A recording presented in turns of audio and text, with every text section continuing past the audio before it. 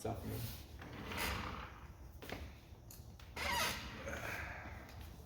You always sit down so fucking. No, I'm like. I make sure I look good. That's true. I'll be rapping. That's true. Thank you. Like always. Yeah. First things first. Shit. Since I can't show my bottle today, because I know it might get copyrighted. I gotta be very No, careful. it's not that. It's just they don't pay us. That too. I mean, neither does Monster, but maybe one day. hopefully soon. We'll say this. Wait. Do another one. Cheers, cheers. We're back again for the billionth time. Exactly. You know, it's been a while now. I know. It's been a while. It's, a lot of things have been happening. You know, that's the reason why we haven't been here. Yes, a lot of things. As you can see, one, I got fat. Just get that out of the way. I know. I'm a dad. He's the one that has a baby, not his wife. Right? Nah, but yeah, man, a lot's been going on at home. You know, It's good. I don't remember if I said this or not on the podcast, but after my wife had the baby, she almost died. Yeah, we did talk about that. Yeah, you know, that was crazy. That happened. It's a real life thing, and it's a possibility. Sucks, you know. Things happen, and she ended up having to stay in the hospital that week after the baby. So I was home with my daughter that first week. I'm thinking, you know, they saved my wife or whatever, and I'm like, all right, cool. Yeah. We're gonna stay in the hospital for another day or two with her, and I was pretty sure she was gonna stay for the week that she did anyways, right? Right.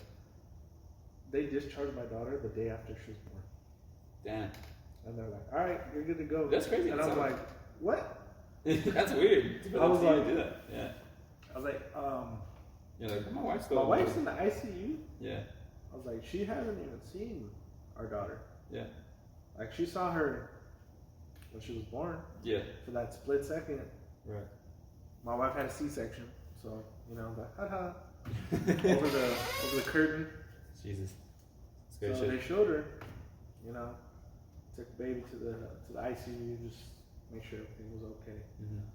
And that was the only time she seen her. That was great. That's crazy. For a full week. I mean, she saw her, you know, when I was video chatting with her and everything, but in person. Only saw her one time. So, you know, granted, when she came home and saw her, fucking, you know, broke down and everything. Yeah, for sure. And it was a touching moment. Yeah. Or like how they used to say back in the days, it was a Kodak moment. You guys watch the old school Ninja Turtle movies? Oh yeah. You understand that reference. I know my brother did if he's watching this. Yes. I would rather watch this shit. You would think. So yeah, like something must have happened to her during that first week. Yeah. For being in the hospital that long, she slipped a disc in her back. Yeah. So she before she had while she was in the hospital. Oh, I don't know if it happened before our daughter was born or. I'm thinking and leaning more towards the week that she was there in the hospital. Right. So she ended up having a slip disc and had to get a spinal fusion. Right. Which at, 25 for her. That's crazy in itself. Not the business. No. You know? And the other thing I didn't mention, I know I told you off camera, but we can't have kids anymore. Well, oh yeah, that's right. We did. So. And that's crazy in itself because you were telling me off camera that you were already gonna get, a surgery.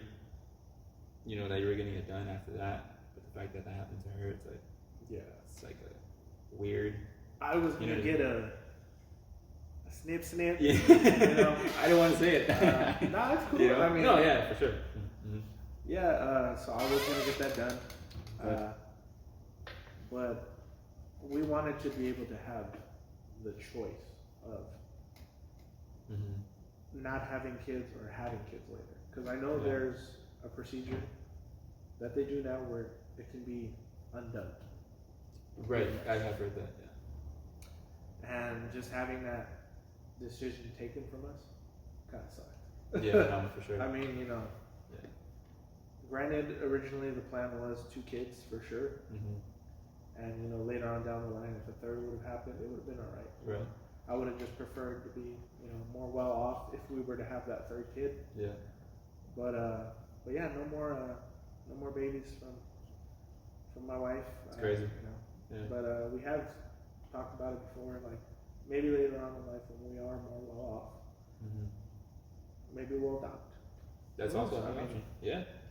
There's a lot of kids out there that need parents. So right. Why not, right? Yeah. You know. That'd be amazing, man. That'd be crazy. But yeah, it's crazy to think that I'm around so many people that have kids. You know, kind of like, you know, that I wouldn't say that are more adultish, because I feel like everybody they're grows adulting up. more. Adulting more, yeah. I guess, like, you know, like when you have kids or when you're married, you know, I have friends that are, you know, that have both. But It's like a video game, bro. it is. We started those quests a little too early. Yeah. I mean, sometimes it's a little too early, sometimes it's right on time. Yeah, it's true. But what is a little too early? You never know at the same That's time true. too. I mean, You know? yeah. So, you know, for me personally, like getting into my personal life, my parents had me kind of young. So, you know, for them, maybe it was ready for them. To the keen eye, obviously, to maybe our parents, you know, or even our grandparents. To them, they're always been traditional. To be like, you have to do this and this and this at this age, at this time in your life. But now as we grow and, you know, we're in that, you know, second generation era, going on third, seeing our brothers, sisters, you know. I don't have any. I do have siblings. I have half siblings, and, you know, I see them, you know, they have kids, you know, at a young age. But I don't know. For me personally, I just look at it like, damn, it's cool to have that whenever you can have it. Yeah. So it's dope. Did you ever get that baby fever? Nah. Honestly, maybe, and I guess maybe in the moment, because it's always in the moment, you know. So a lot of things happen in the moment. Yeah, no, for sure they do, and you know, I would. My daughter. I would say this: like, I have had, you know, some scares. You know, granted, you know, when you're in a relationship, you do have, you know, little moments in time where you're just like, Yeah, I wonder never why. know. Why do you have them scares, bro? You know, there's things to prevent scares. They are things, but for me, I had a lot of moments. I've had more moments than things. There's things to prevent the moments. Exactly. Yeah. You just get in the moment. Stuff happens. That's right. Yeah, I mean, but it is what it is. Like, I mean, I haven't told you I was gonna tell you off camera, but I could, you know, I don't really care on camera, off camera. You know, I just got out of a relationship. You know, I was in a relationship for like a year. You know, I told you off camera how, you know, things were going, and when we first started doing this, and it was going good. You know, rough. We hit a rough patch on the road. You know, stuff happened, and, you know, we're separated now, and I hope nothing but for the best for her, and I hope, you know, she does well in whatever she does. And she's a very intellectual, smart woman. She has, you know, her head on straight, and she knows what to do and what not to do. So, yeah, it's pretty cool. So, see, people, respect women. yes, respect women.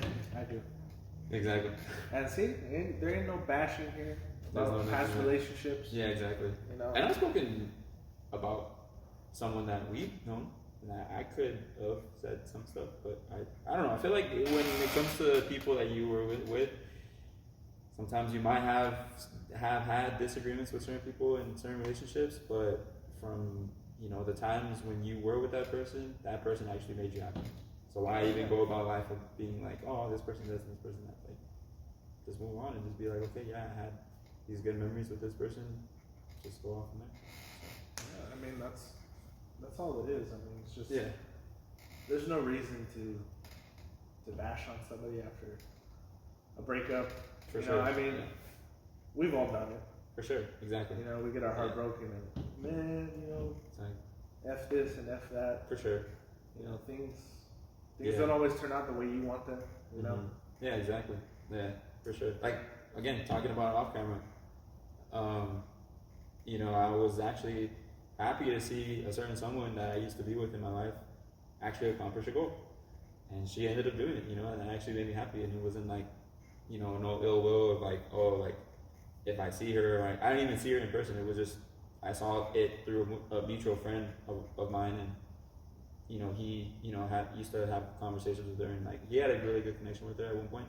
And yeah, you know, he showed me like she did it, and I was like, cool, like that's cool. So yeah, it just goes back to like why I bash on a person. It's just be cool and just learn from that and just move on. That's it.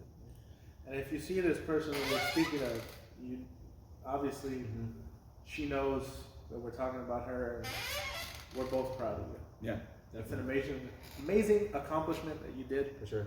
And much love. Definitely. But aside from that, man, there's so much things to talk about. So many. I don't even know where to start. It's been like 6 months since the last video. Exactly. No, but it's crazy because it's from 6 months and on. It's like there's so much culmination of what we talk about on the show, and you know, obviously, like you said in the previous shows, we can go on for hours and hours. Like, you know, obviously, like some of our favorite podcasters that can just talk for days. Yeah. We're not at that Rogan level yet. That's why we don't be doing those 3-hour videos. Yeah, exactly. I mean, I know some people tell me like, hey man, sometimes your videos are too long. And I get it. I know, for sure. I understand. Not everybody has the time to sit there and watch or even listen to a podcast over an hour. Or even and I get it. But or even if it's from a friend, mutual friends from ours, if they're watching it, some of them might not be interested in the things we're talking about. So, you know, that's also a factor also. So. And that's the thing we got to do in the future for time cards on YouTube. Yeah, for sure. Well, when I figure out how to do it, I'll put timestamps for sure for everything. Like if we're talking about DC, I've seen that before. I just haven't. Yeah, I didn't even know. I thought it was just something on YouTube. I didn't even know that's something you could edit. No, yeah. For you could edit for YouTube. Oh, okay. Specifically through the YouTube app. I know there's things that I can do for that. Right.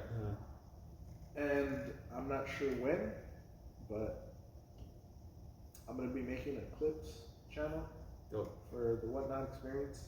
Definitely. So that way, if you're watching the full thing and you only maybe want to watch part of it, you can either go through the timestamp or go through the clips channel. Yeah, most definitely. And I know I've said it before and I'm gonna say it again, but I'm gonna be doing it for sure now on TikTok. I need to be posting on there. My buddy of mine just actually made that a good point. I was just talking to him before we had started doing this. He was like, yeah, TikTok. Like that's honestly that's so that's the thing right now. It's TikTok 100%, and it has been since the beginning of the pandemic. For sure. Instagram's still there too. Yeah, but I mean, I'm not hating on Instagram. I love Instagram. Instagram's awesome, but you know, TikTok's kind of where it is right now. Yeah, that's true. I mean, I go on there, I see everything that I've never had I want to see. So I don't even know what goes on there. Like I know what goes on there, but I just don't know. You know what I mean? So I just see through friends and stuff. You know, I gotta keep watching my Gary Vee. Shout out to Gary Vee. Yeah, Gary Vee's dope. Know, Gary Vee's he's the most influential person. Just one of very he keeps it real. Yeah, he keeps it real, and I just love his attitude towards things. Yeah. How he doesn't care about how he comes off to other people. Oh, for sure. Like just that's how you are. The way he speaks. I mean, because like going back, like I'm gonna keep it real. Sometimes when I've known this guy for years, so you know, even if you're watching other shows, I talked about how during the Kmart days, there's a lot of people that used to a lot of people. You would rub a lot of people the wrong way when we used to work. Oh, of course. For sure. And it wasn't like... But it's just... My rugged good looking. It wasn't even like, what you would say or how you would act. It was just like, that's just you, And I guess that's just how some people just don't really take into that account. Like, if you don't like a person, for how they are, and just let it be, you know, just like keep it moving, you know, even if you work with that person, you know. But like I feel like knowing you for so many years and how you are and how I see you, it's like that's how you are, and like I feel like we just vibe off each other. I'm more calm, he's more, you know, outspoken. I'm outspoken too. Like I've started to be more outspoken, but I you think know, it depends more like, on the situation. It depends. It depends. Like, you know, obviously I'm not gonna be this way at my job. Yeah. Maybe. I mean, I kind of. You kind of are. You kind of have been. Yeah, I did. Yeah. But it was dope. It was dope. No, yeah. But I'm talking about like my job now. True. True. Yeah, I probably stuck around too much. Best to do though. Like, But yeah, I mean, yeah. Unfortunately, that's how I am. That's how I get along with people. And if you like it, you like it. If you don't, you don't. This is how it is. I mean, like we were saying, you know, there's people that you don't want to associate with because you're not really vibing with them. You're not really connecting with their energy or anything. Just you know what, let it be. And if you work with that person, just keep it business, and that's it. Yeah. Move on. I mean, I've had to do that with a few people, and people in our inner circle, and also people they still think we're friends. Yeah, exactly. And I'm like, no. Oh, that's crazy.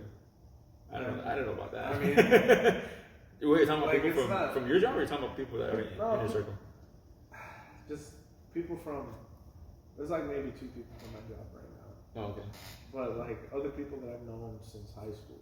Oh, just from that time to now, like there's a few people here and there, but I strictly keep it business. And if it ain't business, and I don't really get along with this person, and I'm like, this is only for business stuff, and they start trying to come at me with some other stuff and trying to get a little close, and I'm like, nah. Yeah. Like, for sure. Bye. That's just how it is. I mean, it is. I'm not trying to be that guy, but I don't know. There's times I've talked to people and they come off real negative, or they're talking about somebody else, and I'm like, I don't care. Yeah, that's true. Like, I had a buddy of mine that used to come to me with all his problems, and he'd be like, yeah, you know, my girl this, my girl that. What do you think I should do? Leave.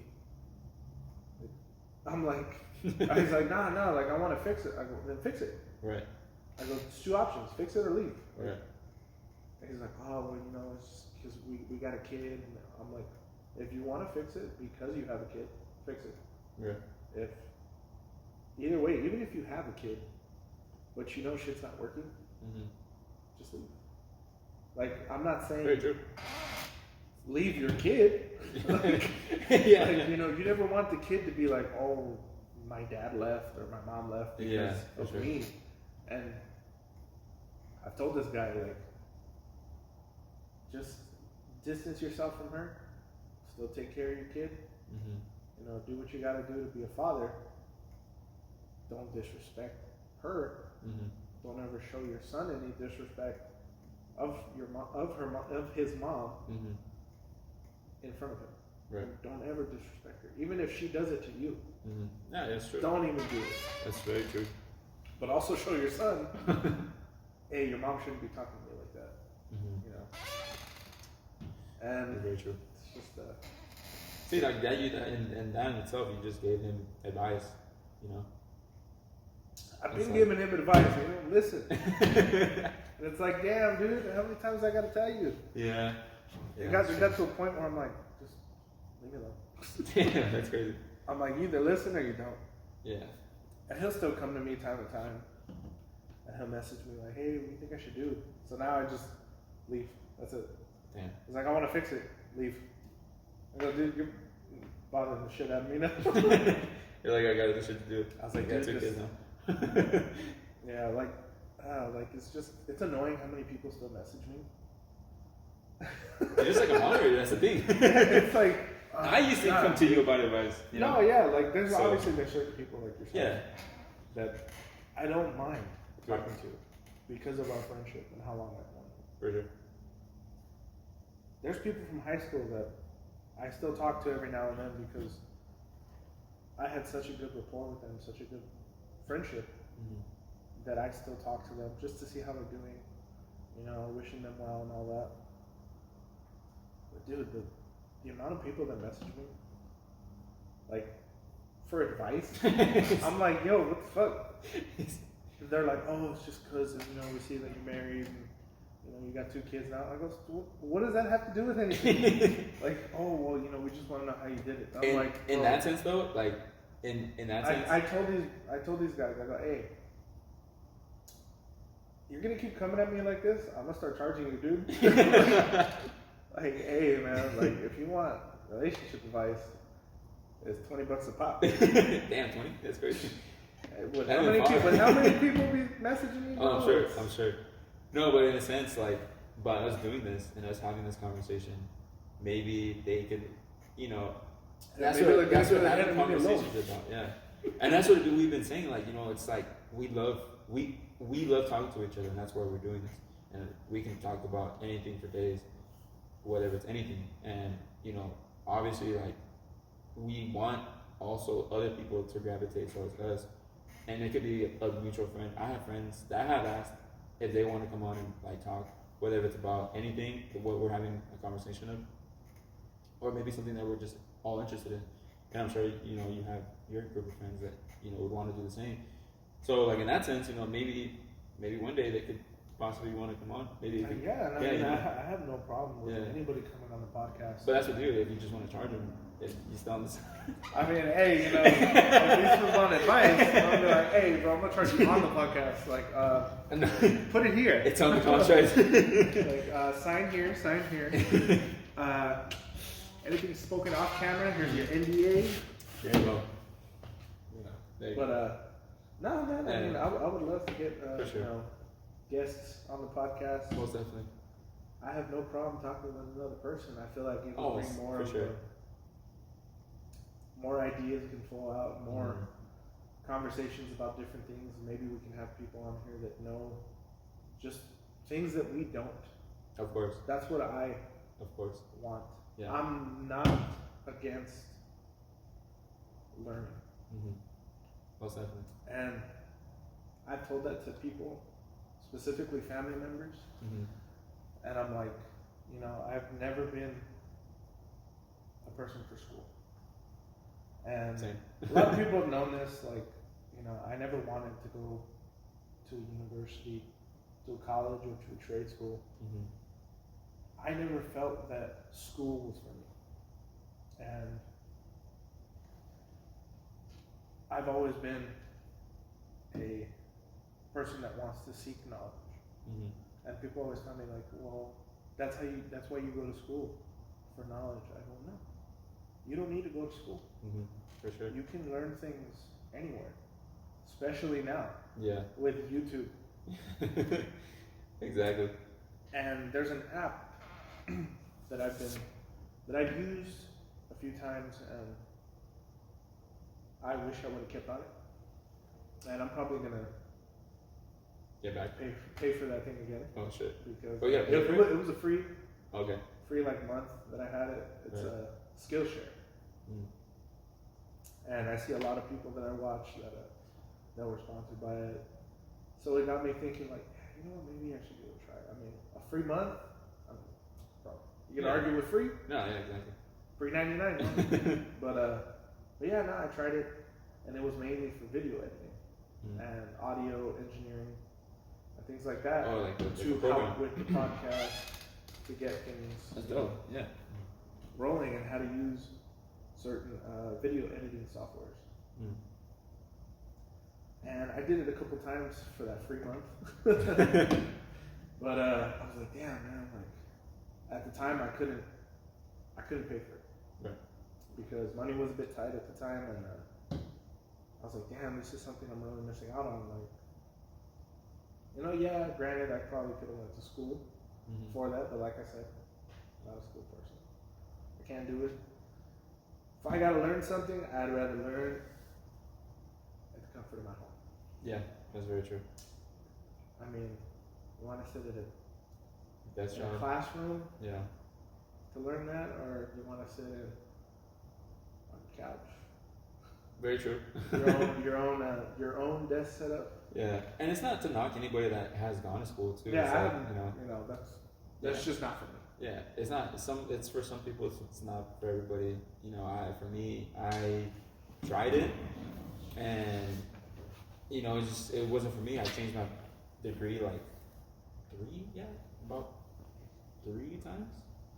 Yeah, I changed about 3 times already.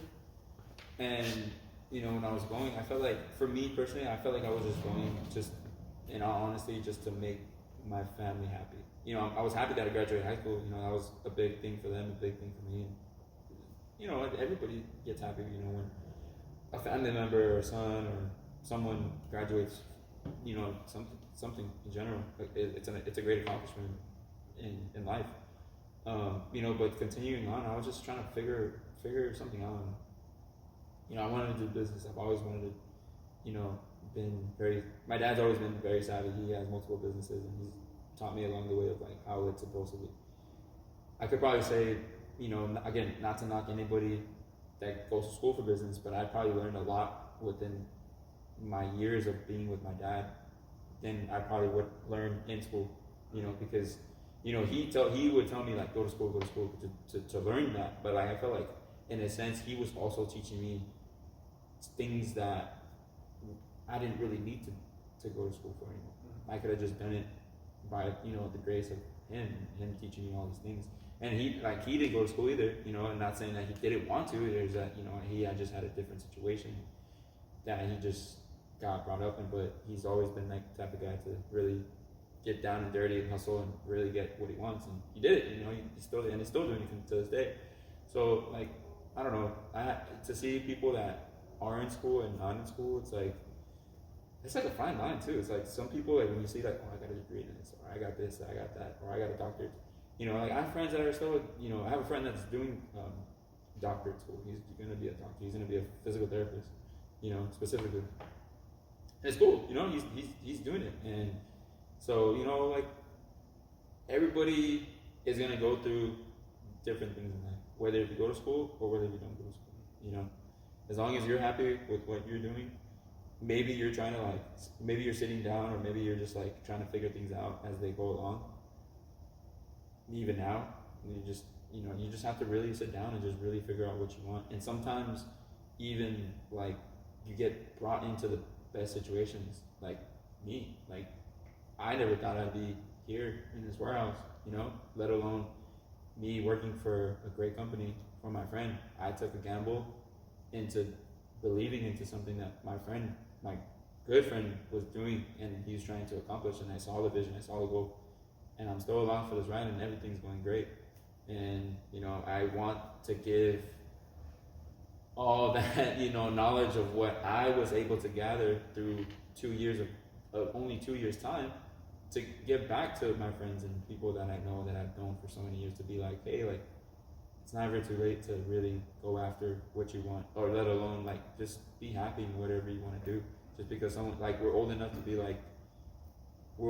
to not really be in that high school mentality where it's like, oh, you like this, oh, that's whack, or oh, you like this, like, that's pretty stupid. Like, no, we're not. Like, that's, I guess adulting, so to speak. Yeah. So, yeah, and there's a thing I wanted to touch on. Like, people were telling me before. I know we've been away for a while, but right. People were telling me like, oh, why are you doing the podcast? Why not just go continue with your 9 to 5, or do something else? Mm-hmm. I'm like, because this is something that I wanted to do. For sure. And it's not something that I'm starting so that I can get paid. Obviously, granted, everybody wants to get paid for the work that they do. Definitely. And it would be great, but I'm doing this because I want to do this. Braulio's doing this because he wants to do this. And there's people that don't understand that there's people that can make it doing podcasting, YouTube, streaming, whatever, things that have to do with the internet. Exactly. And I've told them this, I go, well, why don't you try to do what you actually want to do? I go, you can start right now. You know, there's a couple people that are the same age as me, 27, 28-ish. A couple of them about to be 29. One of the guys that I was speaking to, he's going to turn 29 in 2 months. And he was like, man, like, you know, I don't think I can do this. It was, I forgot what it was, but it was only going to take him a couple months to do something. Yeah. And he would have got a good amount of money for it. And it was for him to go learn a trade. And he could have, you know, had a decent job with that. Nope. Way better than what he was making now. And I told him, I go, dude, if it's only going to take a couple months, and this was like 5 months ago, I told him, I go, from now to your birthday, you can either do it or you don't do it. But either way, you're going to turn 29. Exactly. I'm like, if you don't or do it, you're still going to be 29. I go, why not just do it? Get yourself better. It's very true. And that's what a lot of people don't understand is you got to keep doing this. And I know we've been inconsistent. Very. Like, but it's not, it's never been on purpose. Never. It's always something with, you know, I don't want to throw my family under the bus, but, you know, things happen. Yeah. With life, and just, for the longest time, I didn't want to bother him. Because I'm like, hey, you know, things that he's been telling me that they got coming, I can understand. Big. You know, kind of distancing himself for a little bit, work on what they're doing. You know, he was doing stuff with his now ex-girlfriend, but you know, and I had my family commitments, and it was very hard to even get on my computer. Damn. Like for the longest time, I couldn't even turn my computer on. Damn. That's let alone my Series X. I don't like to hear that. That thing was sitting there for months. Oh God. And there were a couple times that I turned it on, and I was like, you know what? I'm gonna play for an hour, and I'm gonna be good. As soon as I turn it on, update. Damn. And I'm like, I'll tell you, it's been a while. shit. Like I can't even, because I never left it plugged in. Oh. It was always unplugged because of my son. I didn't have anywhere to leave it, like throughout the night. If I would have left it out, it would be like, haha. Oh, God. And just, that's not something I wanted to happen. But yeah. So every time I plugged it in, there was times where I was like, I'm gonna play for an hour. Every time, update. Yeah. And I'm like, fuck. I'm like, damn, is there anything that doesn't need to update, or you know, anything I can just, you know, play without having to update anything, something that's already installed. Nothing I had installed at the time. Oh God.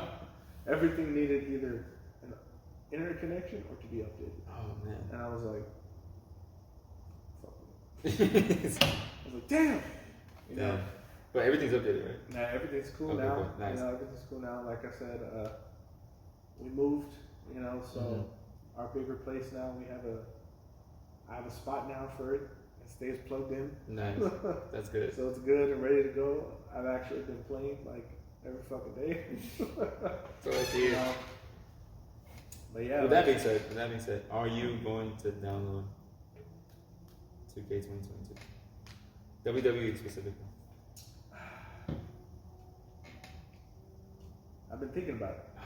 Not gonna lie, I have been thinking about it, but just because, I mean, there hasn't been a 2K WWE game since 2019. You know, for a good reason, I would say that. Respect to AJ Styles for holding it down for 3 years. Exactly. He's a beast in the game too. But I don't know. 2K's kind of me and 2K got a rocky relationship with the past WWE games that came out. You know what I'm just saying? They dropped the ball a couple times. Dropped the ball a lot. You know, since I feel like the last time it was good was during the 360. The last good one, last good one for me. You're talking about 2010? 2013. Was that the CM Punk? Yeah. I feel like that was the last time it was really good. Yeah. No, that's just I agree. me. No, I agree. We're talking about that off camera. It's just been a very rocky relationship with 2K. Well, I'm here to tell you now. It is back. It is back, sir. So he says. So I say. But he takes my advice very into a great account, so he might do it now that I'm saying that. It's really, really good. We'll check maybe. We'll check it out. Yeah. It is top tier. I was telling him off camera that this game, if you're a wrestling fan, especially if you played any of the old school wrestling games, and I had a conversation with my friends about this, and a good friend of mine that I always speak to every day, we were already ready to get it. That's how we were talking about it. We were like, damn, bro, it's actually coming out. We saw the specs for it. We saw everything for it. We saw the gameplay. We saw so we were kind of like, fuck it, let's get it. Play online, play with each other, just tag team, whatever, just whatever gameplay, whatever they have on there. And I was kind of skeptical. I was skeptical, like how Art was saying. I was just kind of like, damn, because I haven't played it. I agree with him. 2013 was my last year playing any of the 2Ks, because I felt like it was just too much button mashing, too much it was just too much. And character wise, amazing. Oh yeah. Great. They brought everybody, and the fact that they started to do because in NBA, they have you could play as throwbacks. You could play as teams from before. You can play as they have a variation of different teams that you can play as. And the fact that they implemented that in the early 2018, 2019 with variations of Stone Cold, variations of Rock, variations of Shawn Michaels, Triple H, Undertaker, those characters that you've seen if you watch wrestling, you've seen throughout the years. You could play as those characters, so I felt like that was really, really cool. Now I would say right now it's not like that yet, but what they're trying to accomplish, I feel like they're about to do that. And that's not again, I've played mostly all the wrestling games ever. This one is, as far as graphic wise, the best ever. Tell me, did you acknowledge him? Yes, I did. And you know what I did? You acknowledged him? No, I did. And you know what I did? I kicked his ass, and now I'm a double champion on the game. I unlocked the Rock, and I beat him with the Rock too. I beat him with the Rock. I unlocked the WWE Championship from 2013, 2014. That's my favorite, because it still has the OG WWE logo instead of the new bullshit fucking one we see now. I have mixed feelings about it. I don't think we ever talked about that before, but when he brought that out, godly, that shit was amazing. Bought that, unlocked it. He's a champion. FaceTime with my friend. We were both talking about it. We were both playing at the same time. Literally as we're FaceTime literally as we're playing on our TVs, my monitor, whatever. And I'm like, yo, watch this. Make my matchup. Boom. So I turn the camera. Champion versus champion. Rock versus Roman Reigns. Hopefully it happens. Obviously, it may not ever happen. It might happen. We're gonna get into the wrestling things for sure later on in the conversation. Did it, won the match. I'm not gonna lie, what kind of made me cringe was seeing Rock with the Universal Championship. So I was kind of it made me kind of cringe because he was holding both of them, which is cool because going back to the specs of everything, wait, he's actually holding up both? Yes. I'm telling you, I'm telling you. Okay. It's not just the graphics, it's the commentating, it's the intros, it's the dialect. Tell me this, who's commentating? Is it only Michael Cole? It's Michael Cole, and because I know Corey's an announcer for Raw. Corey's an announcer for Raw, and there's Byron too, and then it's not the new guy. Pat McCaffrey? It's not Pat McCaffrey. Yeah, it's not Pat McCaffrey. It's just Corey. Pat McAfee. Yeah, my bad. Apologies. It's not. He's gonna, have that WrestleMania. Yeah, it's gonna be dope. Yeah. And but you know what's crazy about that? They gave him shit. You know what's crazy is like he's like accomplishing something on his own too, because he's doing like his podcasting. What he's doing, that's dope. Pat McAfee show. That shit is dope. Did you watch it? Have you watched anything I've seen recent? I've seen the Vince one recently. I've seen the Brock one recently. Dude, that Brock one. The Brock one was hilarious. I love like. That shit was funny when he got up and he threw the. He's like, don't break the table. And Yeah. He did his cowboy hat. I was like, dude, honestly. And he tells me, he's like, you're fucking rich. Why did you fucking have a better table? Right. That shit was funny. But he's like, dude, that's. I was gonna ask you, what do you think of Brock right now? I love it. I love it, dude. I love it. I love it. And like, I forgot. I think it was an interview with Shelton Benjamin. Mm-hmm. And they asked him about Brock, and he's like, dude, this is the guy that we've all seen behind. Mm-hmm. This is it's Brock. not. He's like, this is Brock being Brock. Yeah, exactly. And I think, obviously there was a couple of years where everybody was like, man, they're giving the title to Brock, they're doing this with Brock, because he would just come in and squash everybody. Exactly. Like he did at the, what was it, the Rumble? Yeah, right? When he lost at the Rumble. Did he lose at the Rumble? He lost at the Rumble, and then he entered the Rumble match. Oh, he lost. He lost the title. He lost the Rumble match. Lost the title to Bobby. Yeah, and then he joined. And then that was number 30. That was legendary in itself. Never seen that happen before. At the time, I was pissed. Why? Because I'm like, dude, he just lost his match, and he is all of a sudden in the Rumble match.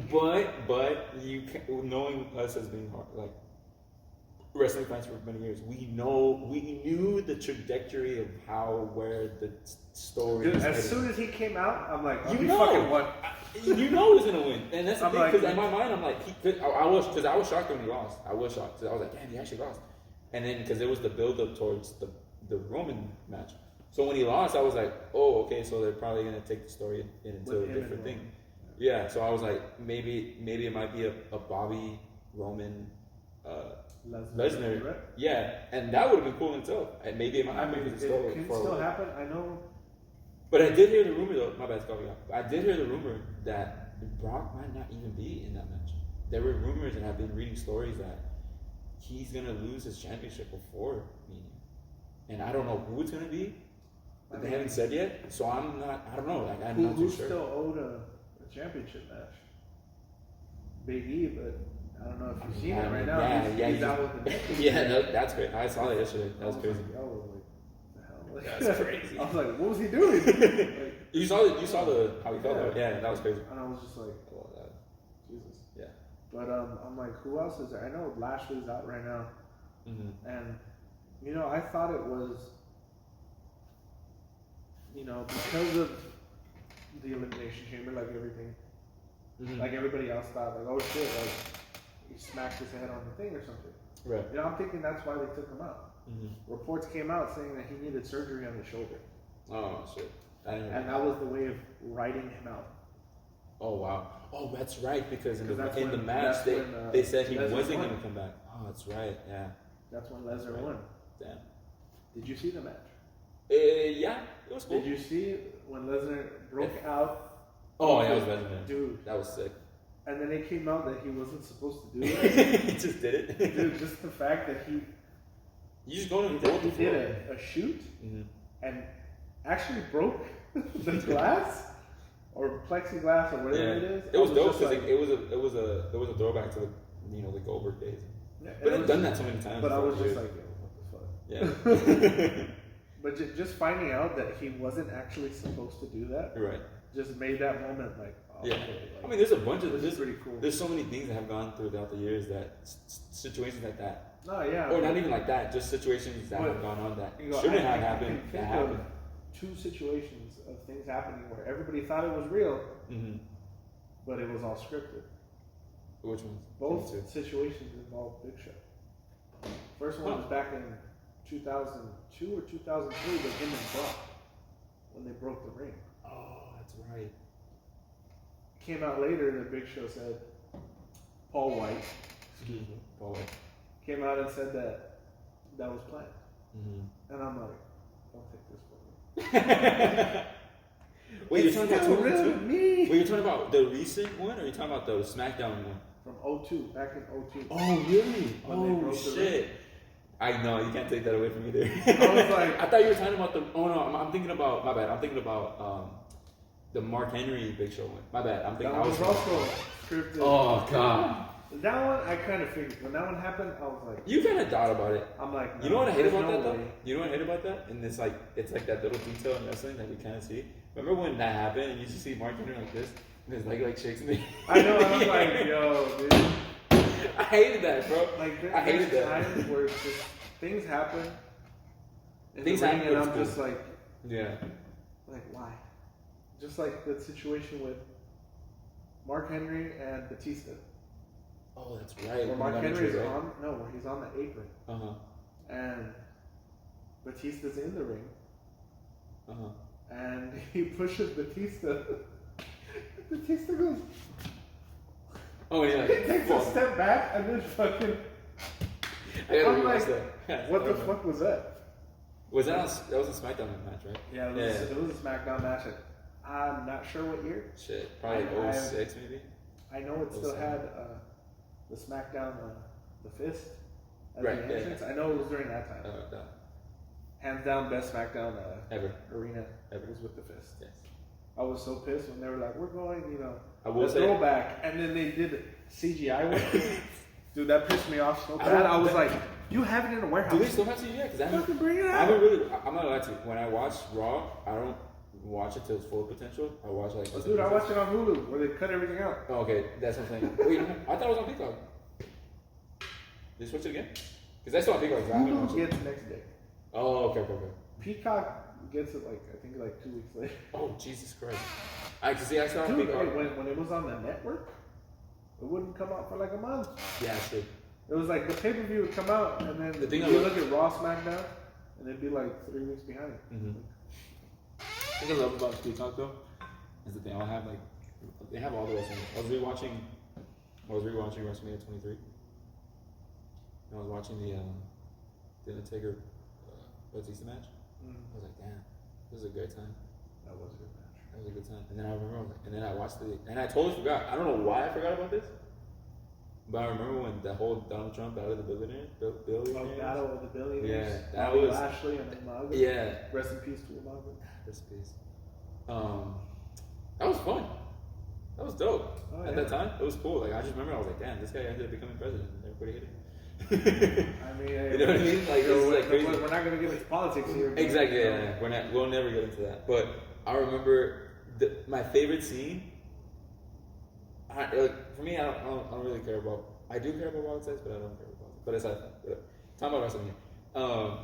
That scene where he gets Vince and he starts like punching him. I was just like, damn, like this, like that was fun. When they're outside the ring, right? Yeah, it was outside the ring. I was like, damn, that's fun. And then you hear JR like, oh my god, like, oh, it's just like emotional. My God, yeah. My God. JR is like, just JR, just his over exaggeration of everything. Oh, it's impeccable. I mean, it's iconic. Now, how he is in AEW though, it's a little different. It's obviously way toned down. Yeah, I know. Like every now and then, then, he could really ramp it up though. Oh yeah, yeah. Like every now and then, like he'll hit something here and there, like where people are like, it's reminiscent of the old JR. Oh, for sure. I feel like he's doing a good job in AEW. Oh, amazing job. I mean, he's speaking of AEW. AEW is Tony Khan. Tony Khan is a lord. Just bought Ring of Honor. If you didn't know, he purchased it, and that was that one was left field. That one was left field, and because I know Vince was trying to buy it. He was trying to buy it, and we were talking off camera, and I just WWE is gonna be the same. It's gonna be the same. It's never gonna change.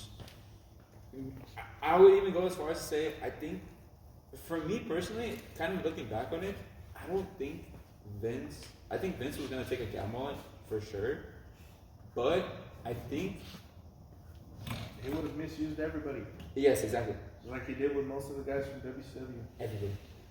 everybody. Even then, even in like it doesn't even have to be WCW. It could be like independent heads too. You know, I mean, obviously, you know, damn, what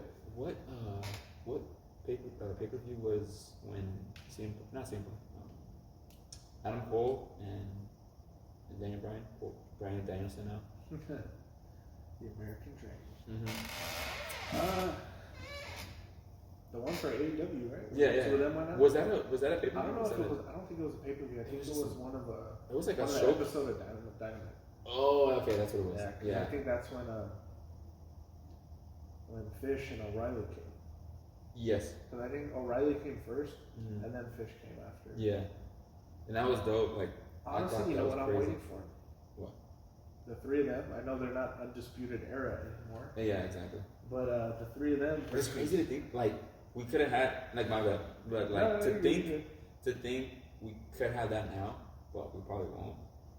But we could have had Bullet Club in WWE at the time, you know, and when things were starting to get better with AJ and, you know, the fucking, I mean, we still technically could have Bullet Club there because if you look at it, we have Bullet Club and like. We have Bullet Club like in every like other promotion. Like they've been showing up. Like Jay White showed up at AEW. Yeah. They've been on TNA, Impact. Yeah. Obviously, they're based in New Japan Pro Wrestling, and then you have guys that have been in Bullet Club. You know, AJ Styles and Finn Balor, or Prince Devitt. Mm-hmm.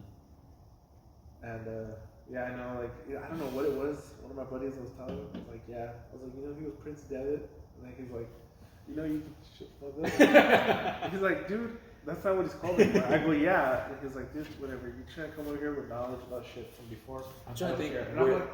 My bad.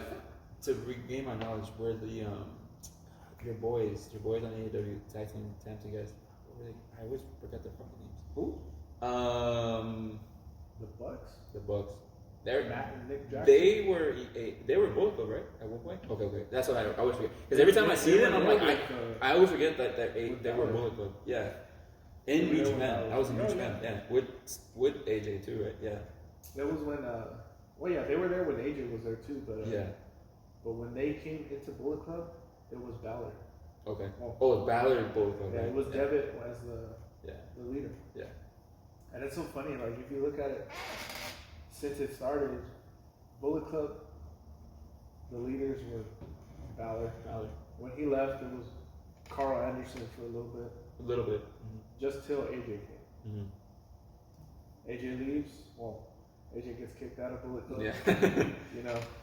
And Omega steps up as the leader. Yeah. And then Cole comes in, kind of was like, oh, like maybe I want to be the leader. And then Cody came in, and I forgot Cody was in there. Yep. Yeah. And they were all kind of like. Do you feel like Bullet Club is a very underrated fashion? Because I feel like it is, honestly. I don't think it gets the recognition of like what it's supposed to be.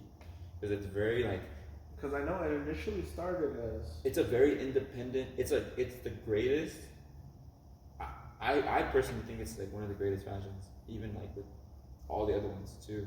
But it's like I think it's one of the greatest because it's not a fashion where it was like a DX or an NWO. You know, it's like its own underground club. You know, honestly, if it's for I feel like wrestling fans, for the longest time it was kind of low key until the Bucks, Omega started doing Being the Elite on the YouTube channel. Yeah, that's true. They started doing that, and then when Cody came over, just that whole like kind of got pushed to the forefront of wrestling. Right, that's true. Because they showed up at Raw.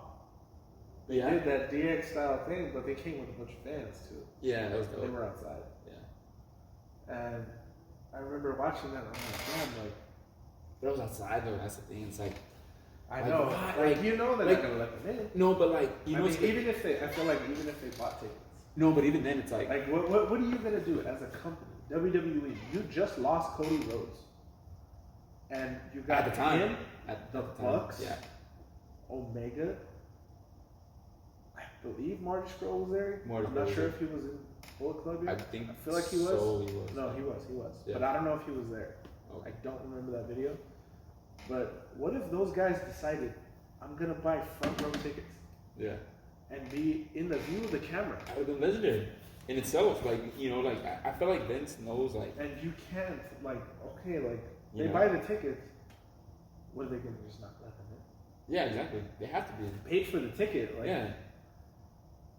And there's been so many storylines. I get it. There's been so many storylines of like the one I can think of right now is the Goldberg, right?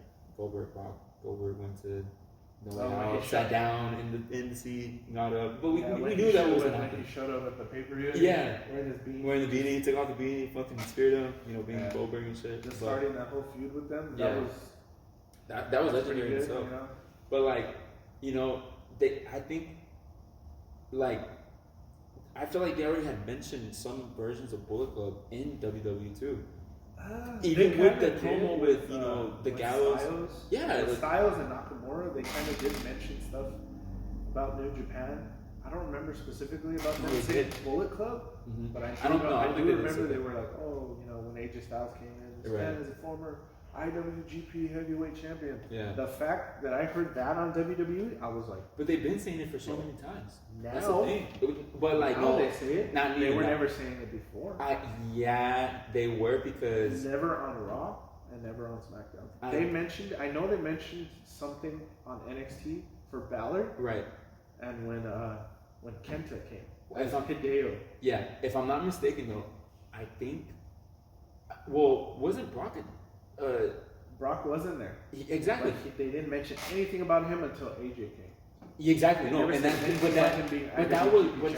was like what? Just fucking crazy. Exactly. I know. But that was like what, 4 years ago, 5 years ago. AJ came about 6 years ago. Exactly. That was when we were obviously still working.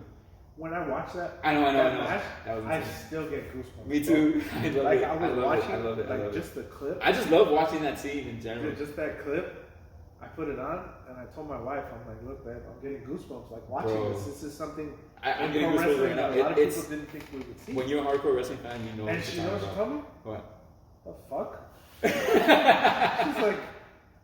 That's funny. Like that's why? Funny. Like yeah. I'm like, it's just one of those things that. Because you don't see, like, as hardcore wrestling fans as we are, we don't see those things as often. Yeah. You know, like, it's very rare when you see it's reminiscent of things from back in the day. Of course, yeah. Of like when people jumped from WWF. Yes. You know, that was the World Wrestling Federation. And now, you know, the World Wildlife Foundation has that. But when it was the Federation, and you had these guys jumping over to WCW. That was like, and I know crazy in itself. We were very young. Yeah. And it did happen kind of before. Yeah. But just watching it, understanding just seeing these guys back and forth, or even towards the end of WCW, when a lot of these people were jumping ship to WWE. And it's just like, I remember like freaking out seeing when Booker T came over. Yeah, exactly. Like even when Diaz like pulled up on WCW's arena, everybody was like, yeah, and it's funny because like people like didn't like at the time they didn't know who Booker T was, but like you know he was legit, he was the shit in WCW, you know, and like you know even DDP when DDP made his thing that like DDP that like when he took off the mask and everything like that gives me the same goosebumps as when AJ showed up. Because it's something like you just don't really like get to see, you know. Like, and that was between two ships, and then obviously TNA came up. You know, TNA when it became a promotion. You know, Kurt Angle jumping ship. Then you got to see Samoa Joe, and you got to see AJ, and you got to see all those guys over there. And you're just like, damn. And even Sting went over there too. Sting went over there. Everybody thought that Sting was gonna jump ship to WWE because WCW was over. But he said, nah, fuck that. I'm going to go to TNA. And it was dope. It was one of the dopest things that he did for his career. Yeah, honestly, I feel like if Sting would have went to WWE at the time, you know, we would have definitely gotten him versus Taker. For sure, that would have happened. For sure. But I feel like his career, though. In their prime, bro. That would have been amazing. 06, 07, Sting, Taker. Ooh, Was it? that's scary. Yeah, no, it wasn't. Wait, when was 26? What do you mean? The one with him and Michaels. Taker and Michaels. WrestleMania? 20. It was 25, 26? No, I'm saying. No, No, I know, but those were the best matches that Taker ever had. You think so? 20 with the both of them with Michaels? I mean, those matches. Those matches are incredible for her, 100%. I'm not disagreeing. The fact that Taker looked like he almost died. He did. No, he did. Dove. It was one. It's the greatest. Like, dude, I thought he broke his neck. Yeah. I So did thought he killed the cameraman. I thought he killed the cameraman. No, the cameraman almost died too. But no, those matches were incredible all the time. But no, I'm saying like for me, when I look at Undertaker, I think for me his prime was like 20. I mean, I'm sorry, 06 to like 09, 010. With like, because that's when he like. If you look, I think 09 was when he won the heavyweight championship, right? No, it was like 07, 08. Because that around that time was WrestleMania 22, 23. And that was when he was like, he was obviously, he was the face of SmackDown, him and Batista beef, him and Edge, you know, that beef, and, you know, so that from that progressing, it was crazy. And then obviously, you know, I forgot how him and Shawn Michaels ended up being in that match. I forgot. It was I remember it was just, the first one, I don't remember why it happened. I don't remember. I know the second one happened. I think because he called him out, right? Or no? I think he called Something out Taker. like that. Yeah, he called out Taker the first time, but the second time he called him out. Second time he called him out because he was champion, and then he like no, made him lose his champion. Yeah, the second time. Was it? Yeah, and then Chris Jericho won the heavyweight, the World Heavyweight Championship, and then I think he fought John Cena in WrestleMania to win that one again. I'm pretty sure because that was they had the only reason I remember the second one was because obviously he's like, you know, I'll accept your challenge. Yeah, exactly. That was just that match alone. And then even a couple, 2, 3 WrestleManias before that. I don't know if it was 2, 3 before that, but when Michaels and Flair. I was re-watching WrestleMania entrances, and that was the number one, like WrestleMania entrance, his last entrance. And like as a fan, bro, like I'm a fan. I don't care. Like I'll cry when it comes to wrestling. Like I don't like when it comes to movies I like Star Wars, Marvel, DC, anything. Like I love wrestling. When I seen that, bro, and understanding like the history, like we never got to see him in his prime. I didn't see him. You know, I mean, I've gone back and seen matches for sure. Yeah, but I have a friend that I would love to bring him on here because he knows his shit. Like he knows his shit. Like what we would be talking about right now, like it'd be incredible. Just putting it out there, but like seeing that and understanding the history, like I said, like knowing that was his last match ever, is like it really does bring tears and it brings emotion to it because it's like, damn, like this dude is one of the greats. Not really, but I mean, it was his last match in WWE. Yeah, but it was. Oh yeah, that's right. You went to TNA. I forgot about that. He was like, "I'm done." Yeah, I'm done. And then he showed up with TNA, and then he had that whole thing with Jay Lethal. Woo! Yeah, no, but remember him and Sneaky? He's like, "I brought you in," and then him and Hulk. Yeah, that was dope. Yeah. Oh, they had a match. I forgot about that. Yeah, that was cool too. Dude, him and TNA. That was promo. Dude, that promo. That was amazing. With him and Lethal. Yeah. Woo! I seen the interview with Lethal. And he's like, they asked him about that, and he's like, yeah, so I went to the writers, and they're like, hey, you know, Flair doesn't want us to write anything. You're gonna have to talk to him, like see what you guys want to say. He's like, all right, cool. Right. Goes to Flair, and Flair's like, I don't talk about my promos with anybody. So you go out there, slams the door in his face. I was like, yo. And they just went with it. I think that was all just off the dome. Off the dome. No, that's even more legendary. But just them going back and forth with the woos was the best thing ever. And that is the best thing ever. But dude, I was just like, just finding that out was hilarious. That's dope. That makes the story more crazier. But you know what's so crazy is that I remember, I forgot what I was having. Who was I having a conversation? I think I was. I was having a conversation with my friend that I work with, and I was explaining it to him. We're talking about the Batman movie because we both saw it, and we're comparing Batman, this new Batman to the older ones, and we'll get into that once you see it because I don't want to talk about it now. But there is something that I have seen. What did you see? Spider-Man. Oh, that's true. We'll get into that. But we were talking about Dark Knight. We're talking about Joker. We're talking about Heath Ledger. That's the GOAT right there. The GOAT, Joker, the greatest of all time. At least live action. Yes. Voices is Mark Hamill. Luke Skywalker, if you don't know. And we were talking about Jokers, and we were like, damn, will we see a Joker in this new one? Which would be kind of cool. But I mean, that's a whole topic in itself. But going back to wrestling, I remember when Sting did his little period of time where he was kind of impersonating that Joker feel, bro.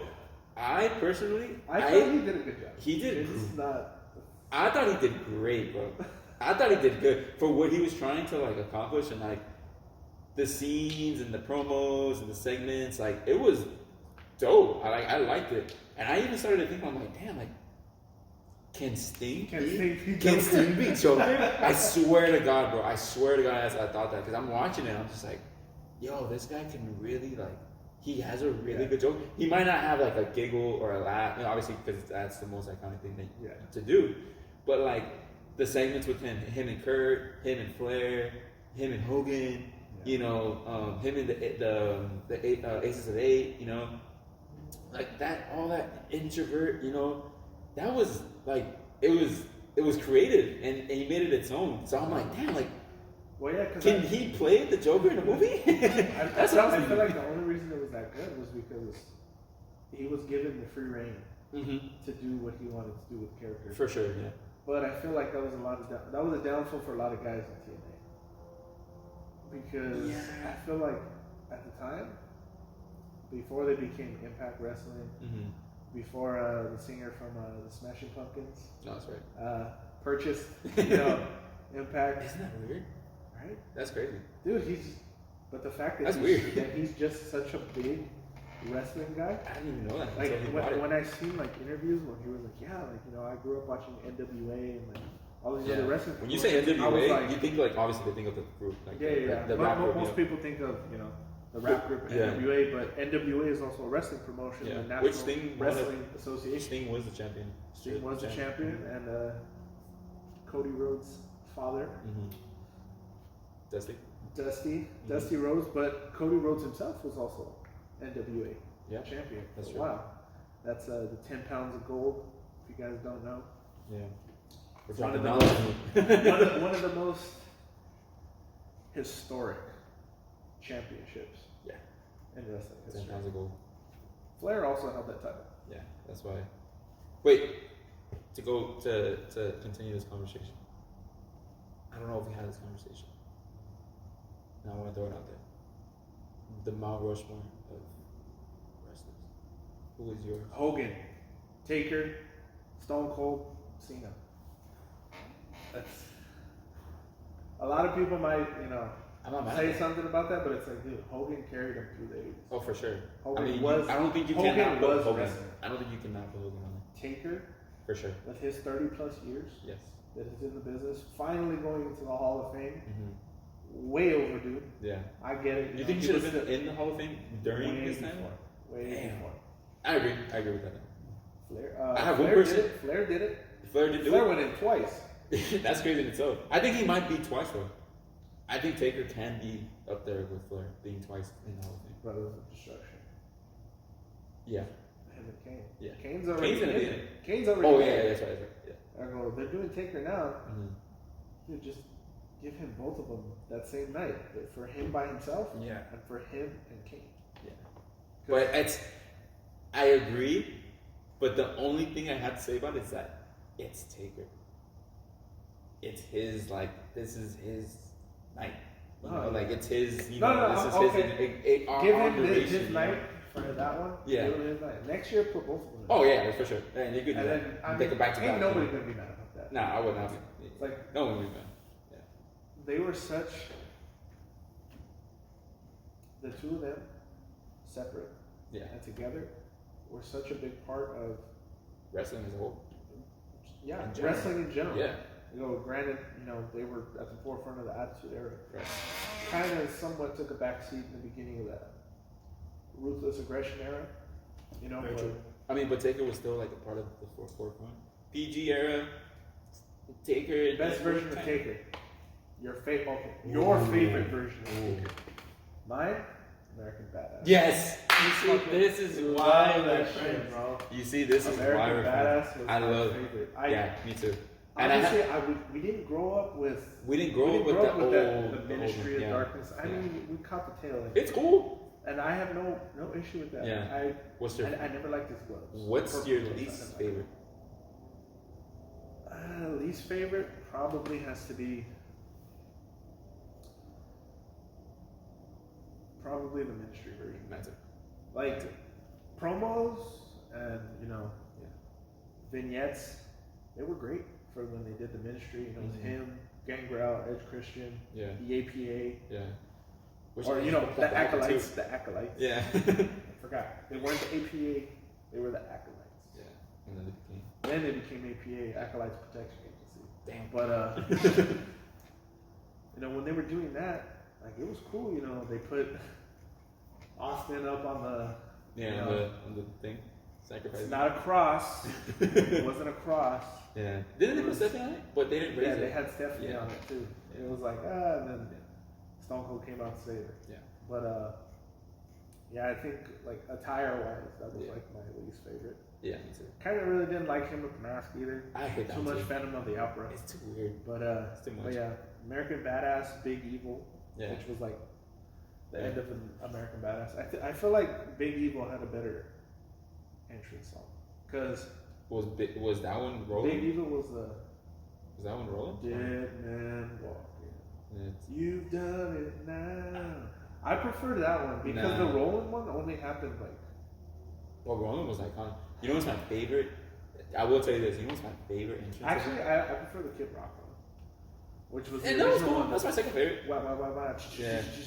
My favorite entrance of Undertaker, and you like a lot of people might look at me and think I'm fucking crazy, but this is just me. This is my favorite. Is WrestleMania 18 when he comes in? Obviously, when he came in the job with Triple H. A lot of people don't even know he fought Triple H 3 times in fucking WrestleMania. Oh yeah. Yeah. So Triple H is the only person who fought 3 times at WrestleMania. Exactly. Yeah. But that one, like when he comes in the chopper and you hear the Dead Man walking, rolling, he just comes in, fucking rolls over the chopper, fucking revs it, goes down. That's like, I get chills because that's one of my favorite WrestleManias because you know me, we talked about this a lot of times. I'm a big Rock fan, Rock, Stone Cold. I think that's top 5, one of the top 5 greatest matches in wrestling ever. Easily, because it kind of changed the scape and the landscape of everything at the time, and that match alone, going into everything at the time, I got an understanding of, because I watched it as a kid, but I never understood it because I was like, damn, Rock lost, what the fuck, Stone Cold's bad guy, and then you got to see like just the transgression of how everything just became after that. I don't think if that match doesn't happen like that, the landscape of how everything is the way it is. So that's why I put it top 5 because of landscape wise. Speaking of Austin, how do you feel about him coming back? I love it. I mean, it's kind of overdue because I feel like they were kind of. I love The Rock, but I feel like they were kind of giving him a little bit too much showing, and it's fine, it's cool. I'm not complaining about it at all. When Rock comes back, it's 2 and 2. It's hand in hand, man. It's hand in hand. Half and half when he comes back. Yeah. I want him to come back because I kind of want to see him wrestle, maybe a couple people or something every now and then. I'm gonna put it out here. But when he comes back, it's kind of like I'm gonna kind of taking away spots from him. I'm gonna put it out here right now. If Brock doesn't win this WrestleMania and Roman becomes double champ, him and Rock again at SummerSlam. Him and Rock. But almost 20 years later. But what I don't want is with people to, because okay, I get it. People think that Rock came back, whatever. When at the time, John Cena, right? Boom, everything happened. And then when he got the call for wrestling for the championship, that was dope in itself. Beats CM Punk, wins the championship.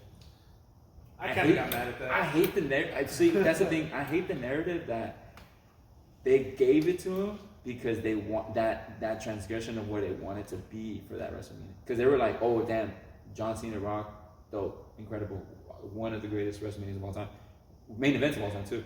Let's do it again. Let's do it again, but for the championship. Once in a lifetime, or like twice in a lifetime. And that's the thing. That's what I hated about it. But was I mad that it was gonna happen again for championship? Not really, because those are the two wrestlers that we've seen in our lifetime that have really great importance to us. So it wasn't like a. I wasn't gonna complain, but that WrestleMania match was CM Punk and Undertaker. That was dope. A lot of people, that's a very underrated one. I don't care what anybody says. I enjoyed it. You know what? I don't know if you know this about the Rock and Cena match the second time for the title. I do. What happened to Rock? He tore his groin. Yeah. People thought it was a hernia, but he tore it. Beginning of the match. The beginning. It was like 5 minutes. He said like 10 minutes. Yeah, within 10 minutes. And John was like, "Yo, like you good?" And he was like, "You just keep going. Just keep going." And the fact that match almost lasted an hour, bro. What? No. Oh, it was like 45 minutes. I think it was like. It was like 45. It was less than 30. No. It was less than 30. No. Yes. It was No. less than 30. We'll go back to it. Off camera, we'll go back to it. But I know it for a fact it was like at least it was 40, 45 minutes. The fact that he tore his groin and just still performed. Incredible. It's at the same time, like you said, incredible. And the fact but that then he at the same time, it's like, yo, you could have hurt yourself even more. Yeah, exactly. But the fact that he still was like engaging with everybody, saying hi, saying what's up to his mom, his grandma, his family, But like you could see the feeling. You could tell like he was like, damn, like, and it kind of goes back to you could see it. Damn, when he raises Cena's hand, and his face, you could kind of see him like. This hurts. At the top of the at the top of the ramp. He's like, you can kind of see him. He's like, he walks off. Like, and I remember seeing a backstage thing where they took him to the hospital. Ice. No, they took him to the hospital because Vince was like, yo, like you gotta go. And he was like, yeah, I gotta go. I gotta go. Dude, the fact that like some of these guys are, and it all comes down to just their dedication to the business. For sure. And a lot of people might see it as a, that's kind of dumb. It's kind of fake. We always get that as, or even fake, but like people were like, oh, that didn't happen, or this and that. It's like, dude, like these people are putting their bodies on the line. Like, yeah, for sure. Okay, it's a scripted outcome. That's fine. Right. Yeah. But everything that happens once they step in to when they get out, they're gonna practice moves prior. Right. They're gonna say, hey, maybe we'll do a spot here, spot there, but everything's done in the ring. Yeah. Like it's all there. That's why they're professionals for a reason. Like that's why they actually do these things professionally, and like they tell us, don't try it. Don't try this at home. I know we didn't. We didn't listen. Yeah, we did not listen at all. We tried. I mean, come on. Crazy. Can you imagine being 7, 8 years old? And you guys have a jumper for your birthday party? I'm doing. Of course, everybody's gonna. We're gonna do sunset flips. We're gonna do swanton bombs. I mean, everybody did that. Yeah, exactly. Yeah. Speaking of that, going back to AEW, so first, that was dope. That was so dope. I started laughing the second he came out and started doing this. And he only did like 5 minutes, didn't he, man? He ran back in. And then he runs. I was like, no, but I love. Did you not see all the memes that came out? I did. People were like, Jeff Hardy. It goes, nobody. I thought he was gonna Jeff win. Hardy. Yeah. Decides to dance before and turn the ring. Because you would think like in a scenario like that, like you would just run, but then like you just go. Dude, the fact that he did that, like, it's one of the funniest things I've seen in wrestling for a long time. Oh, for sure. But just that was so. Like, did he think? I don't know if he did it. He just had to do, because you know what? Like, I feel like it was done on purpose. No, it's the moment. No, I feel like he like purposely did it. Like, it wasn't like. Oh, for sure. Tony would not get mad at that. Tony was gonna be like, people love doing that. Do it. Yeah, exactly. Yeah. And even if it was like Oscar, if he would have did it like a little longer, I would have been I would have been like, yo. Like I seen like the if they would where they had him like that, and then it says Jeff doing this, and this says Matt. It's just if he would have kept doing it like for a lot longer, and then you would have just panned out to the ring, and the guys just looking at him. They're just looking at him like. And then just went into the ring and just like, okay, let's right, like it would have honestly been so funny. They look, everybody's just looking at him like, what? And Matt's like, dude. But you know what's so funny is that I'm sure like after the whole segment that had happened when they hugged each other, I can only imagine what he probably maybe had told him in his ear, or maybe off camera, or maybe after. You know what I mean? No, but again, as us being hardcore wrestling fans, William Regal going and doing what he did, yo, like that, right? Like again, I didn't see the pay-per-view. I saw the clips. Okay. And I seen when he came out. Right. And I was like, I knew for a fact Regal was gonna go. Oh, when he came out, like it goes back to like the chills, Like I literally it's one of those. If you watch wrestling for so many years, you see any particular moments that you give each other like that. That was a chill because it's like. If you don't know, William Regal, like he's a man's man. Yeah. Damn, you coming off that garbage. I thought that was too bad. You knew that one did crazy. Steven Regal. Oh shit! He's come out with the hard hat and like his flannel cut off sleeves. Oh god, dude, I don't want to remember that. What was that? 2001. It's a man's man. William Regal, he. I wouldn't say trained, but he was there from the birth of the Moxley days and, Daniel Bryan's days, Yeah. And I don't know if he specifically trained. Not trained, but Bryan, but I know he had a hand. He did, showing him. Right. Because I know he showed him, and I think it was Michaels too. I believe Michaels. Sean did. Yeah, Sean did. Dude, just the fact that was legendary, bro. Bryan Danielson is where he is now, from where he was when he initially started, not in Ring of Honor, because Ring of Honor he was literally the big dog. Yeah. In Ring of Honor, like I forgot who it was that told him, it's like, dude, you were the big fish in a small pond. Mm-hmm. Now you're a big fish in an even bigger pond. Yeah. I forgot who it was that told him that, but just comparing where he was when he started. Right. In the stupid game show NXT to where he was at the end of WWE, and to where he is now in AEW. He's a legend in himself. He's one of the best. He was already a veteran by the time he came to WWE, and the fact that they kind of downplayed him too. Yeah, and obviously we know that WWE kind of does that. WWE does that with a lot of people because they prefer the guys that they make. For sure. I mean, granted, there's a reason they went and hired him. Right. They obviously seen something in him, and he's a great talent. Yeah. I think the only person that I could say that they didn't do that with, kind of, was probably CM Punk. And that was only because, and it kind of goes back to what I was going to say earlier, the fact that Vince was trying to buy Ring of Honor, or he was going to, or like that was the talks. I feel like the only reason why he did it was probably because he didn't want to take that risk, because obviously back in the day with the whole ECW thing, it working for that time period, kind of, and then it just kind of fell apart.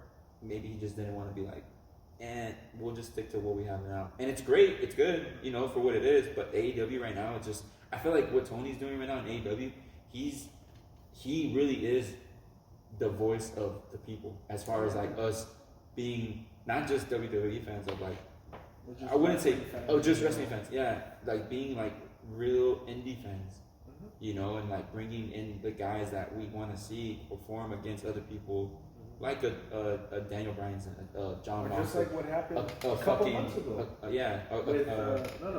AEW when they had Moxley versus Suzuki. Yeah. Dude, when he came, I was so happy when that happened. When that happened, that gave me the same feeling when Shinsuke came to NXT. That gave me the exact same feeling. They had like people there. There was no hype because a lot of these people don't. and it sucks a lot. I feel like there was kind of hype towards it though. Not really. It wasn't. It wasn't as big. It wasn't NXT hype, but it was some hype to it. Because that's the thing though. Like I feel like if you think about it, AEW fans gravitate towards AEW because they're anti WWE. It's not that they're anti, it's just that they're sick of what WWE does. I mean, yeah, because of what they're trying to do. Yeah, I mean, or what they're putting out, so to speak. When they started AEW, the repetitiveness of what they're doing. A couple months before that, with WWE, everything was corny. Everything. Storylines really didn't make sense. It was bad. That was probably the worst of the time. Ziggler, Lana, Rusev. I'm happy Ziggler is actually jumping. Yeah, that's pretty dope. And he's actually doing good. Keep him there. Let him build, But the three of them, and I think it was Summer Rae, the four of them, when they switched girlfriends. Yeah, it's like it's some of the dumbest some of those things storylines I've ever seen. Yeah, 100%. And that's not what I want to see. Right.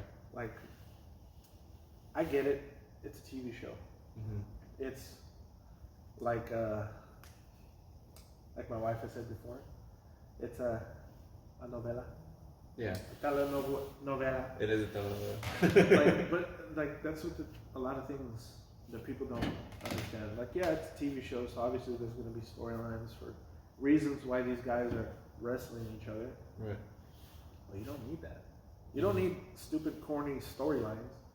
You could just be like, these guys don't like each other because of their wrestling styles. Right. The fact that he was handed this and I had to work my ass off. For sure. That's what I'd rather see. Yeah. Like, I mean, that's what happened. With Drew. Drew becoming a champion and him having that little time period of him being champion.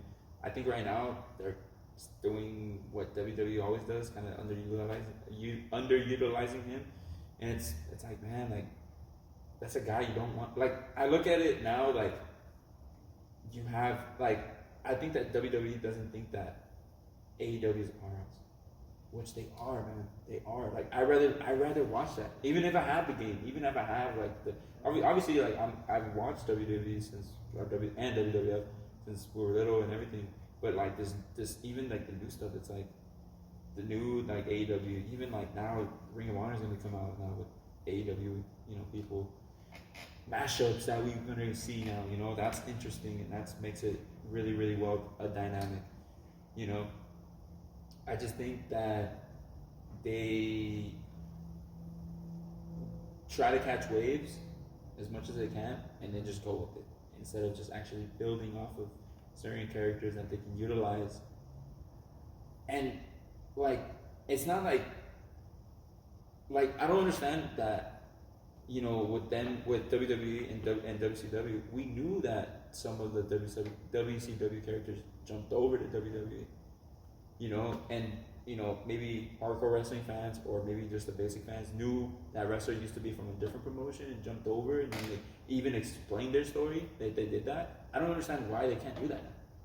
You know what I mean? They can. They can, but they just don't want to. They choose not to because. And it sucks, bro. It really does suck. It's back in the day. It felt more like, oh shit, this person came over here, and now it's just oh, this person's here. I'll give you the best example, and I'll give you one of the greatest pops. When I think it was Michael Cole, or I think it was who was the guy with the glasses that did interviews? He was kind of nerdy and dorky. I forgot his name.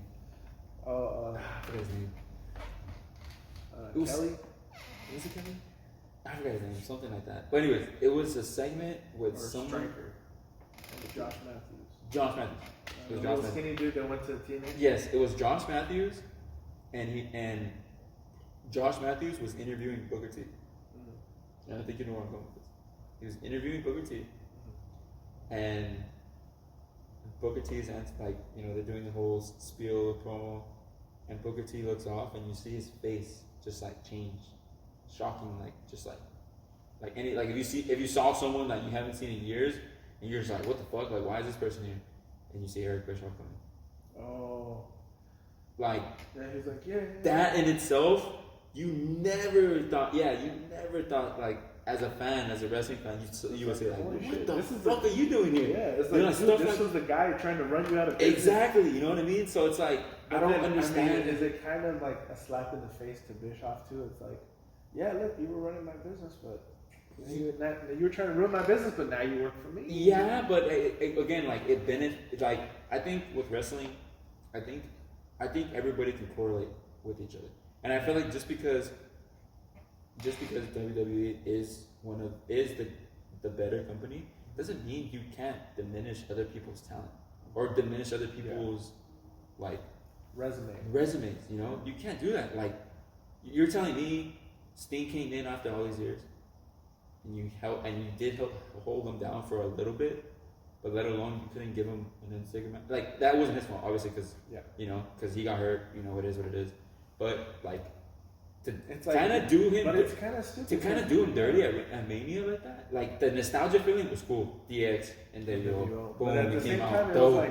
But still, like you kind of see it like did Triple H deserve to win? No, exactly. So it's like why even do that? And they even came out with reports like the reason why they did that was because they were trying to finally destroy WCW. But it's like, bro, it's like why are you trying to do that instead of just I don't know. That's just how I see it. It didn't make sense. I know it was supposed to be like, like you said, the ending of destroying WCW, and then kind of showing like, we had won the Monday Night Wars. Right, exactly. And obviously Sting being that main guy from WCW, right? He was literally the guy for WCW, even when he didn't have the title. Yeah, he was the top. So it's like that's what it was. It was, well, look, I just beat the guy from WCW. Right. We won. Yeah. Completely. It's like, we won back in the day for the TV. Yeah. But now we won. Yeah, exactly. And even to think too, like with the whole like Shane signing the contract and then taking over WCW, bringing ECW back, that itself was a cool dynamic. The whole invasion angle. The invasion angle was pretty cool because. And then Steph coming in with ECW, her and Paul Heyman. Yeah, that was cool. And then that Survivor Series, like I want to like experience a Survivor. Like I feel like all the Survivor Series haven't really lived up. They haven't, bro. They really haven't. But the only thing I can think of, and it's not even because it's only two that I recently can think of.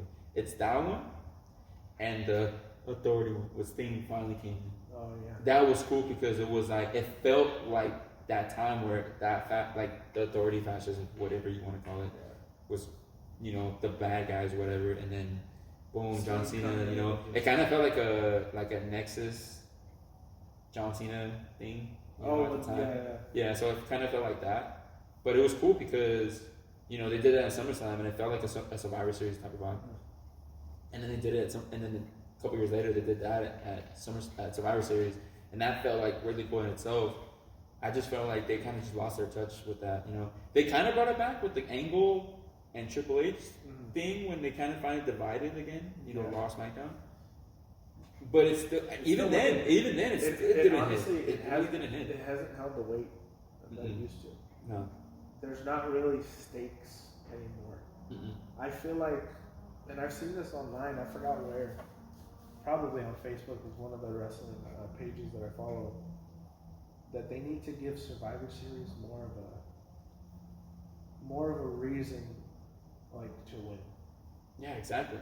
Like, I don't know, like if you're gonna do, the 5-on-5 match, have these guys, when they win, start setting up for WrestleMania. Yeah, for sure. Have these guys, or actually just set them up for something in the Rumble. These 5 guys, when they win, they all get to pick their spot in the Rumble. Damn. That would add more of an incentive. That would be dope. For people to be like, oh shit, look, now there's something that would behind be dope. Survivor Series. And that in itself, like, you could do, and it's still, the brands are still split. Yeah. So you could do, but that's the thing though, would you make a tournament to be one of the 5? Because obviously you can't just be like no one could just be like, hey, Brock's gonna be in it, Roman's gonna be in it. Like, obviously different. I'm talking about, Brock. I mean, Bobby majority of Lashley, the time, the guys Seth that are Rollins. in the Survivor Series match aren't really Oh, so you're talking about They're you're talking about the lower level, like. Yeah, because none of the guys that are usually on the Survivor Series team have titles at the time. Yeah, that's very true.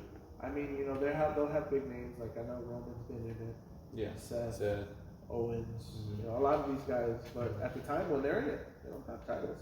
Yeah, I think maybe they'll throw like a US champ or an IC champ. Yeah. But that's I actually mean, if you good. give them the stipulation of picking where you want in the Rumble, That'd be crazy. That'd be dope. See, like something like that. Like I didn't even. Yeah, that's something in itself. Right? I wouldn't even think of it. and it kind of gets me mad that from the Rumble to Mania, that they're like, oh yeah, you win the Rumble. Oh, okay, you're gonna fight this person at WrestleMania. It's like there's no pay anymore. I'm like, there's still a pay per view there, dude. What do you mean? Yeah, that's true. It's but like they like they pick now. They still pick, but still like it doesn't feel like how it used to be. You know, like it had more meaning. Again, I'm gonna say it had more meaning. It had more value when it was like, oh, I'm gonna pick, but you're gonna wait. Yeah, exactly. Like I remember, like it's not even. It wasn't even a Rumble match. It was when Rock was supposed to go against Stone Cold in WrestleMania 19, and it was Bischoff came out. And he's like, okay, you could do that, but why don't you think about this? He's like, oh, why don't you do? You could fight Triple H for the heavyweight championship. So he kind of started thinking about that. So it's like stuff like that I feel like they need to start implementing. Okay. I think it's getting about that time. Yeah, so probably gonna have to cut this a little short. Nice. And we gotta end it before my phone dies. Yeah, exactly. Oh god. So, hopefully, we'll be back. We'll be back. Yeah. We will be back. This conversation is not over. We're gonna be consistent. Yes. We're gonna keep doing this. And expect us every weekend to do this as much as possible. Yeah, as much as possible as we can. We hope to be consistent at least once a week. Yes. So hopefully you guys want to join us every week for an hour and a half, or however long we're going. But yeah, it's true. If you guys want to stay up to date with me and Braulio, you can find me on Instagram at RX WhatNot Experience. You can find me at BPR BP_24.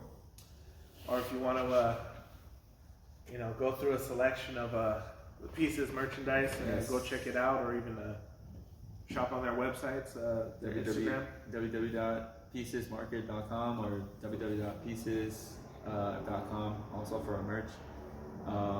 This guy mentioned it earlier. We have a lot of big things going on, and I want to put it out there before the video ends, before his phone dies. That if you want to check us out on our website, cool. But we are actually opening up a store. Oh shit! Next month. Shit, you dropping that here? I'm dropping the bomb. Exclusive. Oh, I'm dropping the bomb right now. April 1st, which is my birthday. We are going to be opening up a store at Santa Anita Mall. It's going to be located in Arcadia.